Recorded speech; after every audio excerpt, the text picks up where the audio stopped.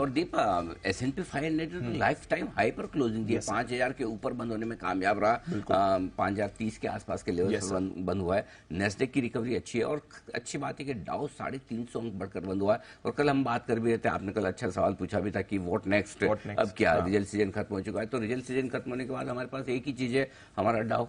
और वो डाउ देखकर ही हमें बढ़ना घटना है, थोड़ा बहुत हमारा जो एडजस्टमेंट होगा हमारे यहाँ के डेटा के लिहाज से होगा।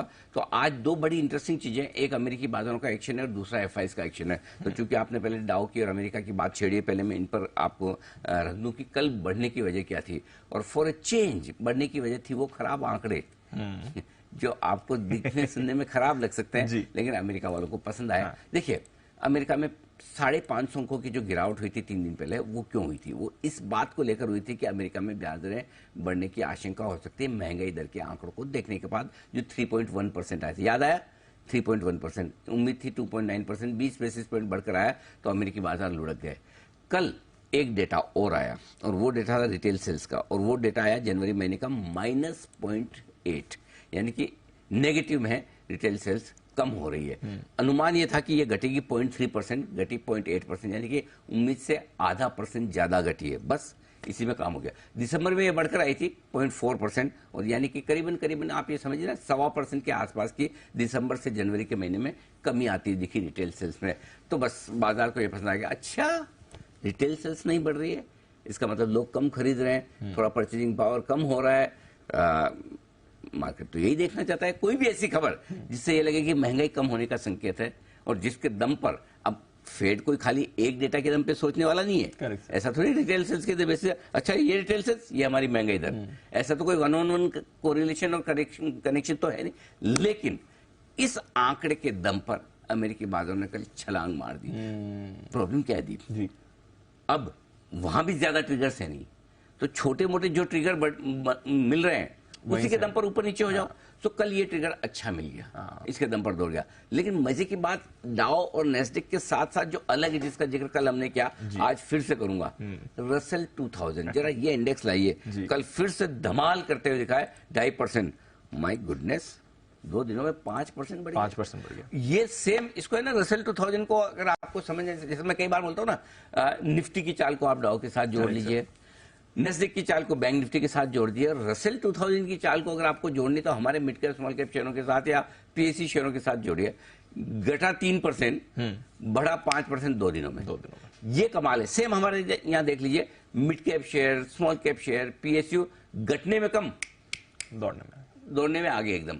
बिल्कुल वैसे हाल रहा, 5% 2 दिनों में, और ये बड़ा मार्केट है, 2000 शेयरों का इंडेक्स है, मजाक नहीं है। सो अमेरिकी बाजारों में अंदर बहुत तेजी है, इनहेरेंट स्ट्रेंथ है। खराब खबर पर कम गिरते हैं, अच्छी खबर पर ज्यादा बढ़ते हैं, गिरने के लिए कम समय लगाते हैं, बढ़ने के लिए मतलब गिरते कम समय के लिए, कम समय नहीं लगाते, गिरते कम समय के लिए और बढ़ते ज्यादा समय के लिए। ये एक टिपिकल बड़े स्ट्रॉन्ग बुल मार्केट का नमूना है। और अगर आपको फिर भी मेरी बात पर भरोसा कम हो रहा है तो मैं आपको एक रिक्वेस्ट करता हूँ, 11 बजे आप कुछ मत करिए। अच्छा, 11 बजे एक शो देखिए आज, और अतुल सूरी साहब के साथ मेरा शो है, बिग ट्रेंड विद एएस।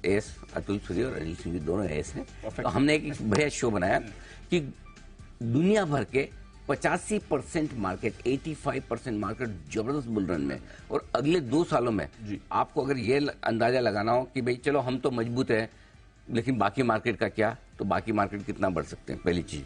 दूसरी चीज, हम जितना बढ़ेंगे, क्या हम दूसरों के मुकाबले में कम या ज्यादा बढ़ेंगे, इस पर हमने एक विशेष शो किया है। ये हमारा 4था एपिसोड है इस ट्रेंड, बिग ट्रेंड का। ग्लोबल मार्केट्स की तेजी पर ये ट्रेंड है। एक प्रोमो देखिए और 11 बजे पूरा शो देखिए। तो ऐसी आदत पड़ गई कि डाउन नेस्डेक से क्या लेन देन, हम तो हमारी मस्ती में चल रहे हैं, हमारे पैसे, हमारे मार्केट, हमारे मिड कैप, हमारे स्मॉल कैप, हमारे फंड। ये अगले 2 साल में सबसे बड़ा ट्रिगर जो हम देखना भूल गए हैं is actually a very big equity global bull market.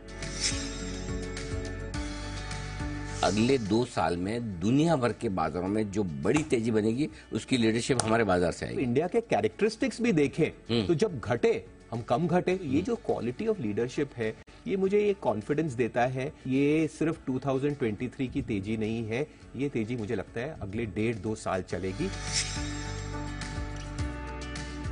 कि एक नया नरेटिव बनेगा, इमर्जिंग मार्केट एक्स चाइना, जो मार्केट रह जाएगी जिसका हाईएस्ट प्रोबेबिलिटी वेटेज होगा, लिक्विडिटी होगी, दैट विल बी इंडिया।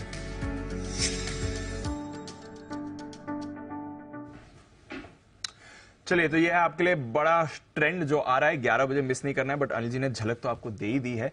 तो हम लीडिंग इंडिकेटर है उनके स्मॉल कैप के लिए, उनका स्मॉल कैप लीडिंग इंडिकेटर बहुत बढ़िया शो है दीपी, मस्ट वॉच है, क्योंकि इसमें ना तुलसी साहब ने बहुत मेहनत की, बहुत रिसर्च की और कुछ बहुत ही बेहतरीन इंटरनेशनल मार्केट्स का एनालिसिस किया। अच्छा, एक और चीज मैं बताता हूँ कि आपको अमेरिका में कौन सा इंडेक्स देखना चाहिए, हाँ, यूरोप में कौन सा देखना चाहिए। अच्छा, मैं गारंटी से कह सकता हूँ आपने ये चीज देखी नहीं होगी। और ये सिर्फ ज्ञान वाला शो नहीं है, ये एक्शनेबल शो है। हाँ। तो मेरे ख्याल से बहुत इंसाइट आपको देगा, और सबसे बड़ी बात है क्या, as an investor, as a trader आपको कॉन्फिडेंस देगा कि हमारे मार्केट किस तरफ बढ़ रहे हैं। Don't miss it, don't miss it. बिल्कुल 11 बजे की अपॉइंटमेंट सेट कर लीजिए। वैसे भी आप रहना तो यहीं पर है, 11 बजे ये शो आपको